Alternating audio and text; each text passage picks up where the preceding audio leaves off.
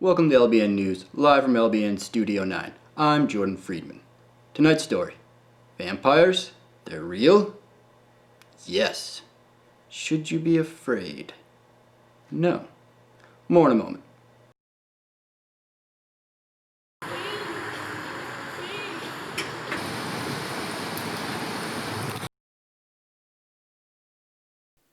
In light of the recent news, for our project, we decided to try and display the average student's thoughts on the situation. To do this, we went out and conducted a few man-on-the-street style interviews with random students we passed by. We then placed each student's responses in a way in which we hoped they would, play off one another, juxtaposing and complementing each other. Given that it seems, based on what we know so far, most of the vampires tend to be in positions of political or economic power, we decided that this should be the main focus of our questioning. How did you guys feel when you found out vampires existed? Were you surprised? Yeah. Surprised, mind blown, like most people I'd assume. I thought these people were vampires, but I didn't think they were actual vampires, I totally called it. It did. From what our team has gathered so far, this revelation was spurred on by a vote within the vampire community itself. The question needing answering? Had humans reached a level of tolerance that would allow them and vampires to harmoniously coexist? As the vote showed, the vast majority of vampires did indeed feel we had reached this level. Many felt that this constant deception of humanity was a hindrance to both theirs and humanity's progress, and were excited to reveal themselves to the human world. Yeah, I think so. I think since there's more transparency now, things will work better.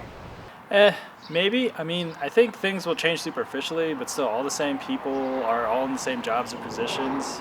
Some of them are just referred to as vampires now. With this strange, world-shattering news, people around the globe have been wondering, how will their governments react? Well, upon further development, it was revealed that many of the vampires actually populate these national governments. Not only are they seated in government, but they also head many major industry-leading corporations. You'd think this would get people worked up, but I don't know. I hope it breaks the spell society has fallen under. Maybe there's some hidden vampire secrets they'll share with us. Who knows? While the news has been frightening for some, many have seen it in a different light. When talking to Professor of Economics Jan van Heijstil at Harvard University, we were given these reassuring words. Once we realize how they have achieved these positions, through democratic elections and hard work in their given marketplaces, we see that they reach these places not by deception of the people, but by approval of the people. Even more reassuring is the fact that no major change in the way society conducts itself will need to be adhered to. People's lives will not be upended, just business as usual, except for now with more honesty and transparency. If anything, economists are saying that this new knowledge should be a boon for the economy.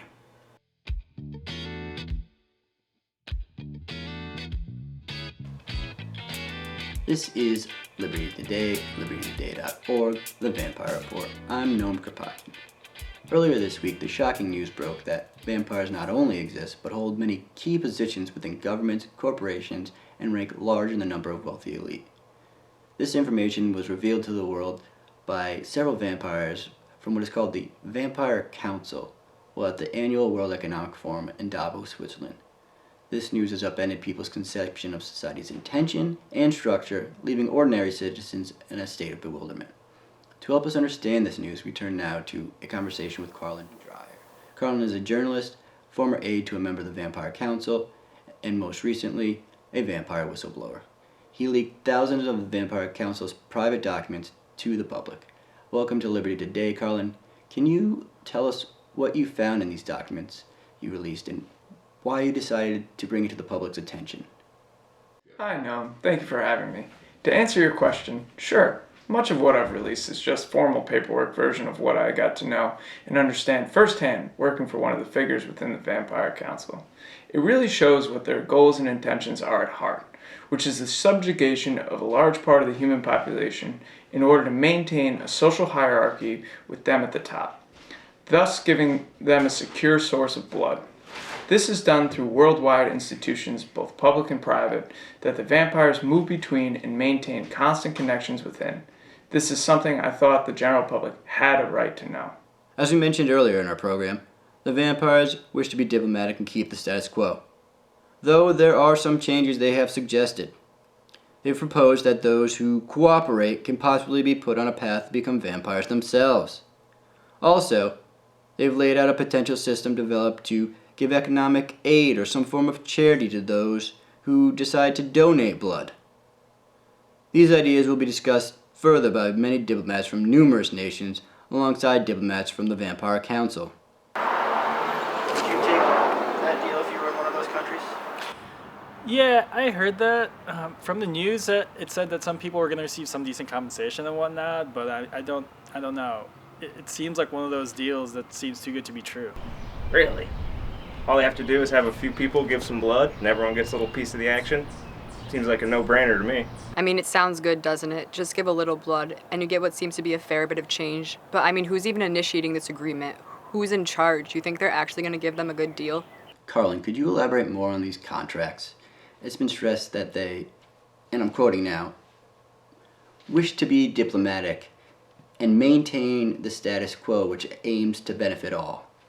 And on top of that, they're extending the offer that those who cooperate have the chance to become vampires themselves. What is your view on this in light of the information that you've leaked? Well, yes, I do think that they are being genuine when they say they wish to maintain the status quo. We have to understand that this is a status quo they developed over centuries in secret for their own benefit. So when they say they wish to maintain a status quo, they really are being genuine. But as you dig into their correspondences, or even just read the fine print of the contracts, you'll see what their status quo really is.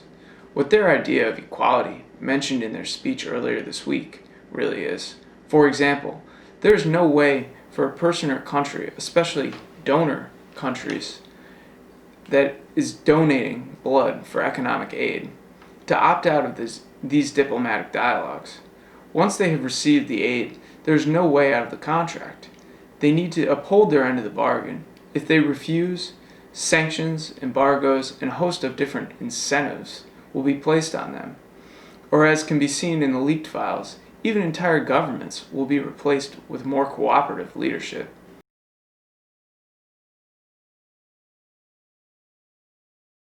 Progress for who exactly? And what is progress? Technological development? Yeah, sure. But I mean, that's just a path of history, no matter who's in charge, tyrant or enlightened. But what about the progress of human relations? You have to look at the distance between the extremes of freedom and servitude. Today we portray this dichotomy as those with wealth and those with debt. Those who own and those who owe. So if society's made progress in social relations, why is the wealth gap so large? And not just that, like why are only a handful wealthy and just they happen to be vampires while over half the world is in poverty? So from my point of view, aside from technology, things have definitely slipped recently for people. I mean, things like cell phones and the internet are pretty amazing. We basically have the world's information in our pockets. But you know, even knowing that, I just seem to find myself on social media clicking on random junk. And I'm pretty sure I'm not the exception. Wait, I thought the government developed... Vampires are... Oh, vampires in the government, right. In our previous hour, we made mention of the economic aid to be given to donor countries. Well, it seems now it's understood that along with the economic aid, the vampires have offered to help restructure the economies of the donor countries if necessary. They wish to do this so that the donor countries can maintain the economic boost received from the trade. Their intention is to show that they're not just getting what they want and leaving the donor countries in the dust. They want to show they're committed to a long-lasting partnership where both parties continue to prosper. Of course. Some people are so quick to judge and think they must have hit it for evil reasons. But look around. Look at the technology. Look at the stats about society. We're experiencing some pretty good times here. Right. I hate people who complain about the way things are, like we're in some awful era. Like, our life isn't perfect, but it could be worse. Imagine being a serf. I mean, it's fucking cynical. The vampires are in complete control. They want you to think they care about the donor countries, but they don't. They stepped on the donors to get a leg up in the world, giving them power and position. Now it's streamlined. There's a source, the donor countries, and because they're the source, they're too drained of energy to be anything but. And the money, it just doesn't come close to compensating. It's a vicious cycle.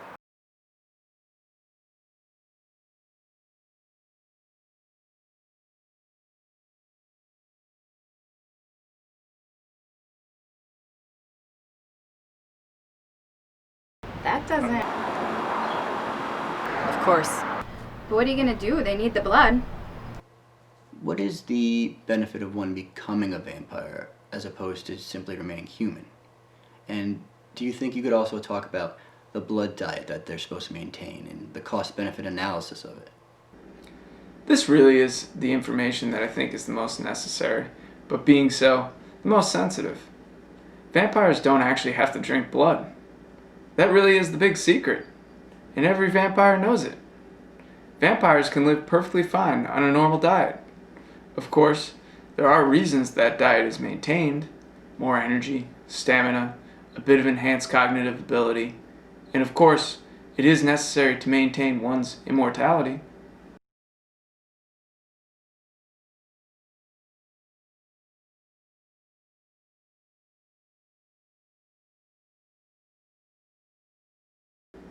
But given a normal diet, we revert to a mortal state and live much like humans. The thing is, it's hard to stop once you've started, like any addiction. So they developed retrospective justifications for it.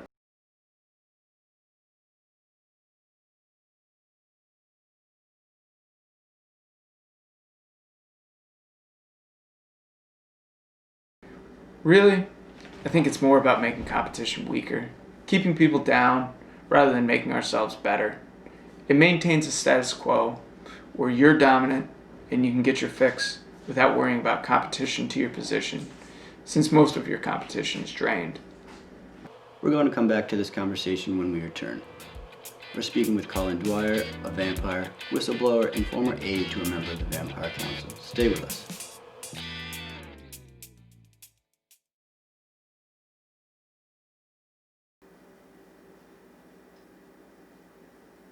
It's actually crazy.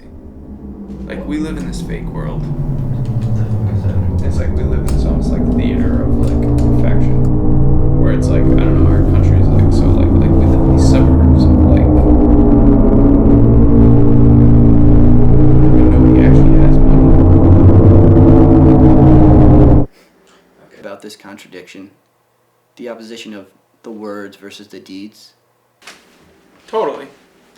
This country in general feeds off and robs countries, turns them into third world countries, and we live in this theater of perfection where people in our country have no money, or they technically have no money because they live with hundreds of thousands of dollars worth of debt, but yet they live in a house with all sorts of possessions and thrive.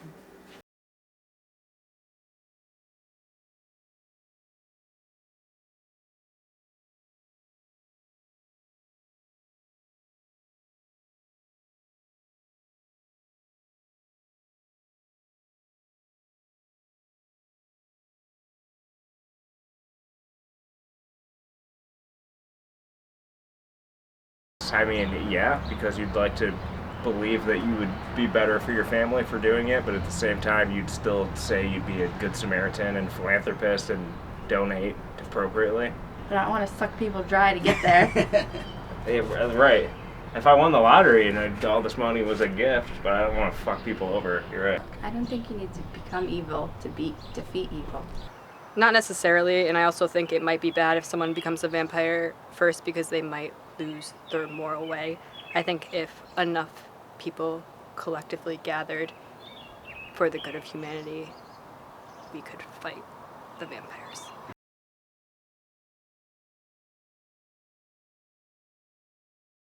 I feel like they just are concerned of like keeping the wealth to themselves. And I feel like once you're in that position, you just keep wanting more and more. The rich's goal is to keep the poor down, and keep the poor poor, and keep the rich rich. And I think our government in general is set up to maintain this hierarchy.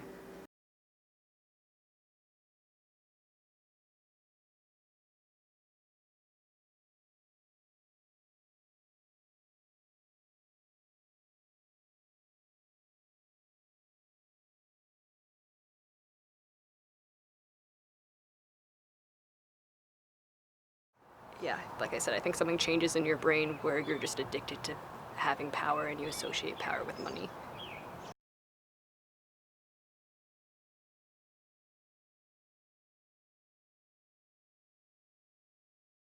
I feel like they're also still looking to make money for themselves, which is like fair, but it's still for them more biased towards themselves than to actually giving it to other people. I mean, look at all the billionaires. They have the opportunity to donate vast majorities of their wealth that they don't actually even really need to other things, but they still keep a majority of their own money. Do you think like a lot of it is a little bit like kind of like PR then? Oh, absolutely, yeah. Mm-hmm. Yep. Like they have to look like they're giving As long it as you say, for a yeah, good right. cause.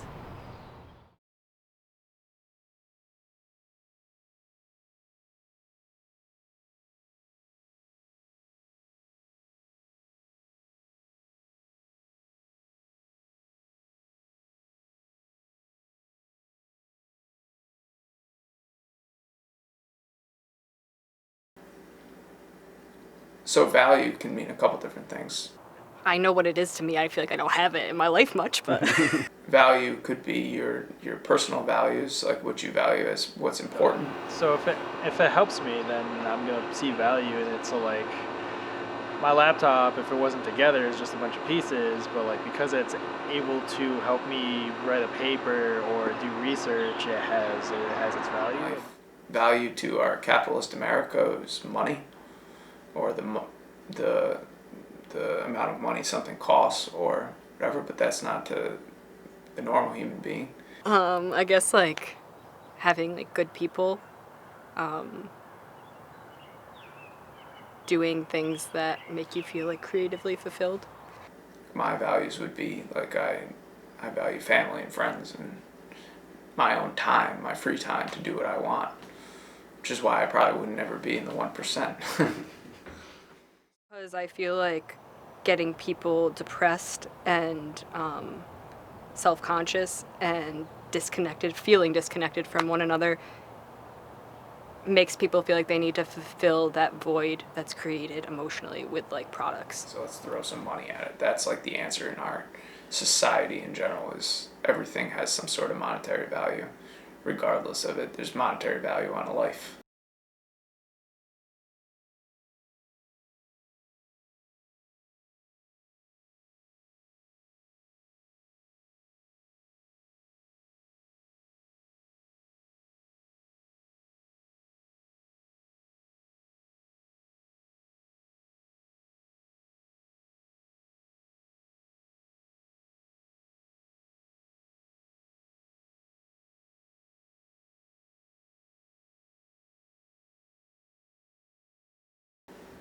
Oh, so, yeah, I mean, profit have to come from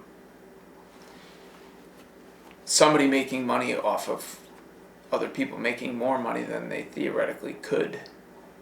Or there's somebody making more money than...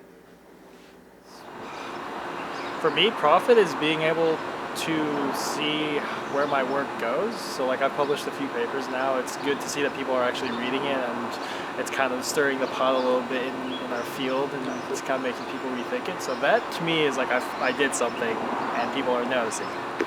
So for me, that's my profit. Profit, I'm thinking of it as my job type thing. It's just a percent Gain. pocket. There is definitely, there's not really a correlation between value and profit. Somebody making money off of other people, basically, I guess, profit-wise. Like, I guess in its simplest term would be then that. I mean, for me, that's my profit. It's not like monetary value profit. I make no money. I'm poor. I make less than $30,000. Give me money.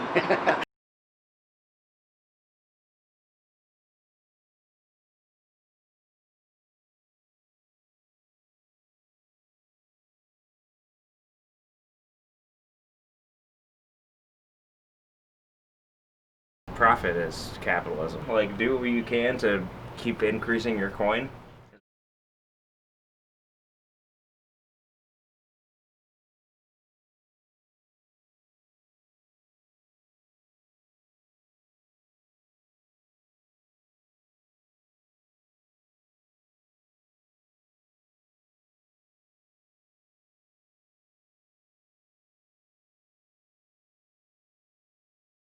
I am debt. You are debt. And education Grad in school's America debt. is debt.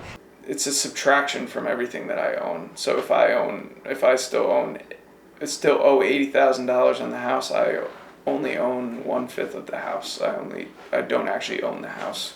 The bank owns the house. I rent the house until I own it. Debt is like this giant fucking elephant that just hovers over you and like drools on you and breathes on you and be like, hey man, are you sleeping? No, because at the end of the day, what does that actually mean? Obviously, if someone's struggling to pay a debt, and they're still working, that shows that there's a problem in this, societal structure. There should be organizations put in place to help people that are struggling. If people can't even pay off their student loans, it just doesn't make sense. I owe paper to the government that they gave me to start with, but they want it back? What? What does this mean? I don't get it, but this is how our system works.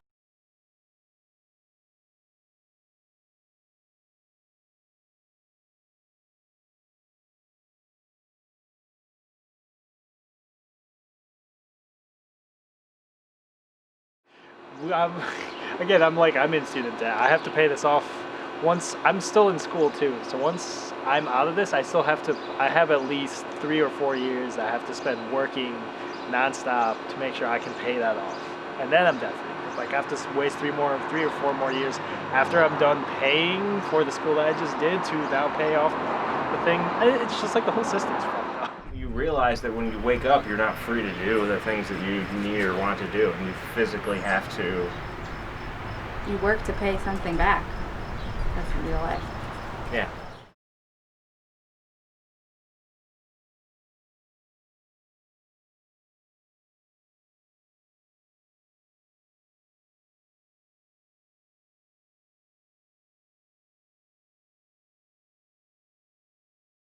It's trying to help, but it's not solving the problem. I feel like it helps the people who set it up.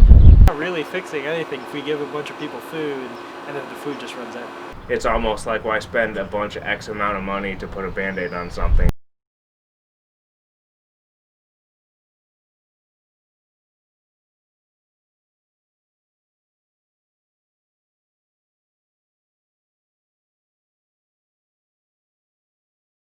I'd hate to be in a position where the people that are basically restricting your life are then feeling like they're doing some good deed by giving you some charity that only gives you half of what you need.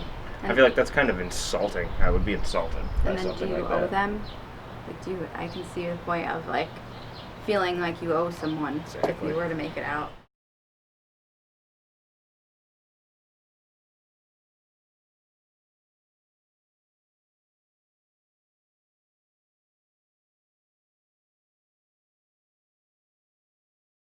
They're human beings, and you're just making them think that they're incapable without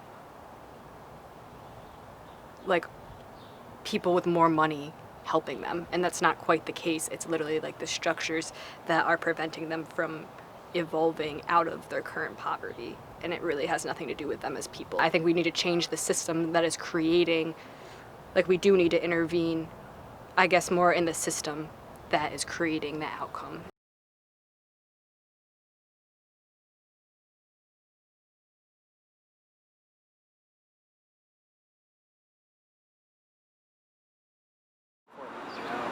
That way, charities don't have to exist.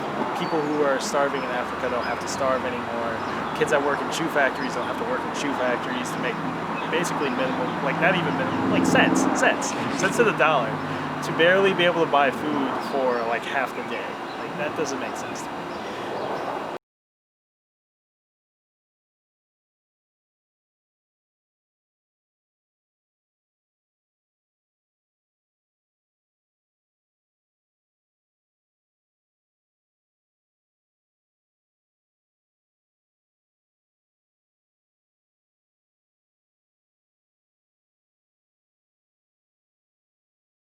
Getting rid of private property completely?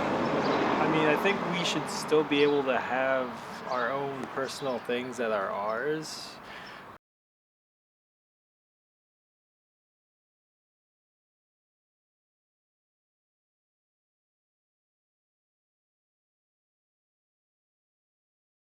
Oh, so you mean that? Oh yeah, I mean that should all just be, distributed evenly and equally between all people. Yeah. To go to where it needs to go first. No one should own the land. Like, it's not, it's all of ours. Like, I feel like it's kind of simple to me. Like, I don't think that, like, we kind of were all born here for no reason, not to get all, like, fucking existential, but, like, it belongs to everyone just the same amount. Like, I don't understand why people would think otherwise, to be honest. It's kind of arrogant. The United States was built on private property. If there's, in my opinion, it would be almost harder than getting rid of racism in America. People hear the word socialism and they start shitting their pants instantaneously.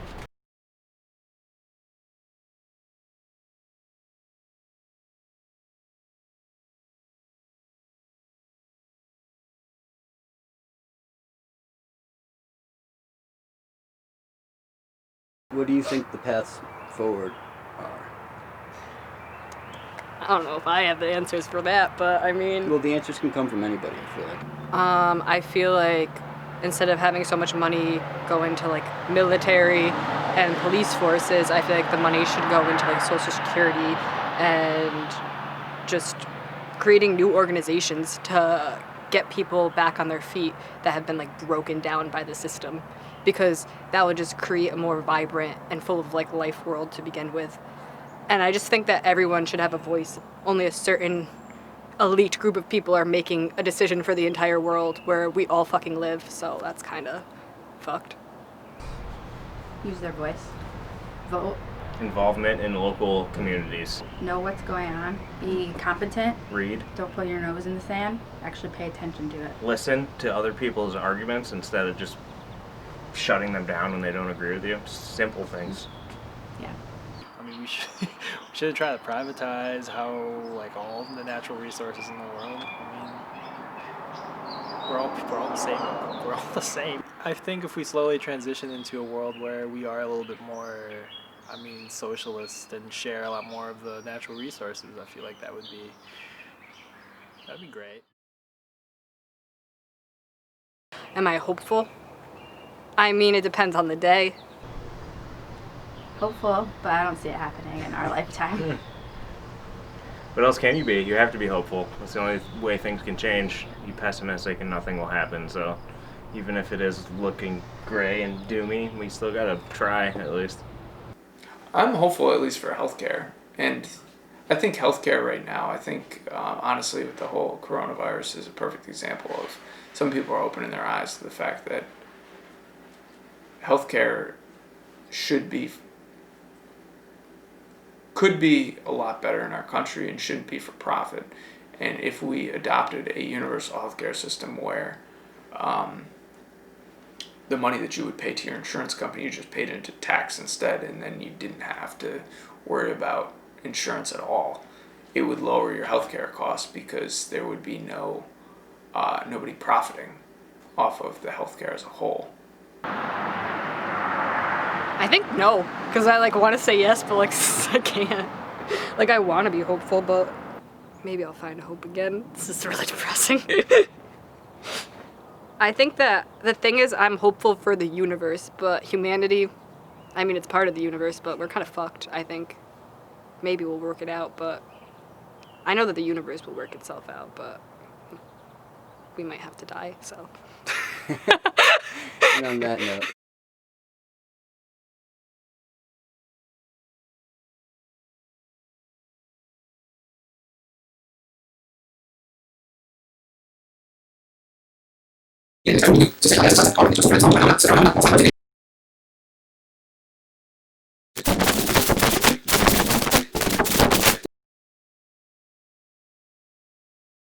Just found out our landlord is a vampire.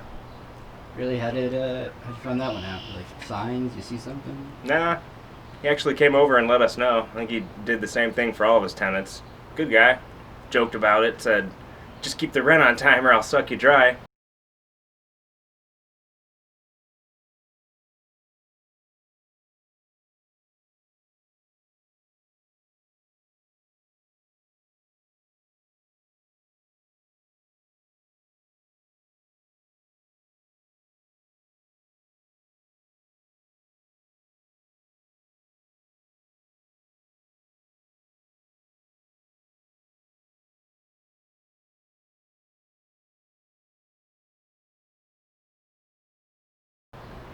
Or at least...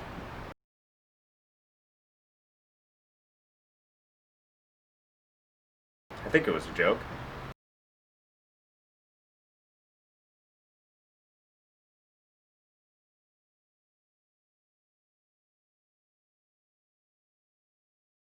So one of the laws of capitalist motion and development is this inexorable expansion. And that means expansion into an expropriation of the third world. A process that's been going on for about 400 years, perpetrated by the Portuguese, the Spaniards, the Dutch, the Belgians, the French, the English, and most recently, most successfully, most impressively, by the Americans. That is by the ruling classes of these countries, not by the ordinary people. The ordinary people simply paid the costs of empire. The ordinary people simply sent their sons off to die on the plains of India or in the jungles of the Congo or in Latin America, wherever else.